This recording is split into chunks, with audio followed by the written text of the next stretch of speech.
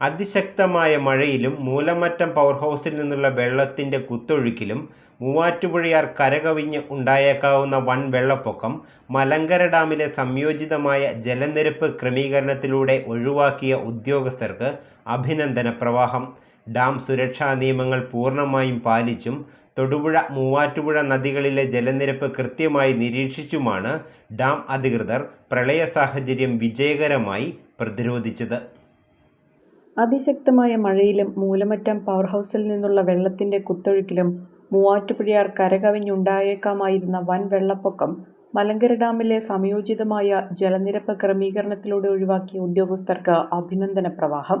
Dam സുരക്ഷാ നിയമങ്ങൾ പൂർണ്ണമായും പാലിച്ചും തൊടുപുഴ മൂവാറ്റുപുഴ നദികളിലെ ജലനിരപ്പ് കൃത്യമായി നിരീക്ഷിച്ചുമാണ് ഡാം അധികൃതർ പ്രളയ സാഹചര്യം വിജയകരമായി പ്രതിരോധിച്ചത്.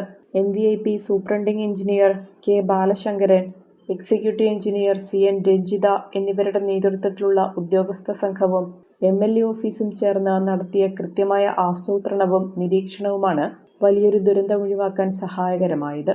തൊടുപുഴ മൂവാറ്റുപുഴയാറുകളിൽ ജലനിരപ്പ് ഉയർന്നു നിൽക്കുമ്പോൾ വൃഷ്ടിപ്രദേശത്തു നിന്നുള്ള വെള്ളം റിസർവോയറിൽ സംഭരിക്കുകയും നദികളിലെ വെള്ളം സുരക്ഷിത നിലയത്തിലാകുന്ന മുറയ്ക്ക് അത് ഘട്ടം ഘട്ടമായി താഴേക്ക് ഒഴുക്കിവിടുകയുമാണ് ചെയ്തത്.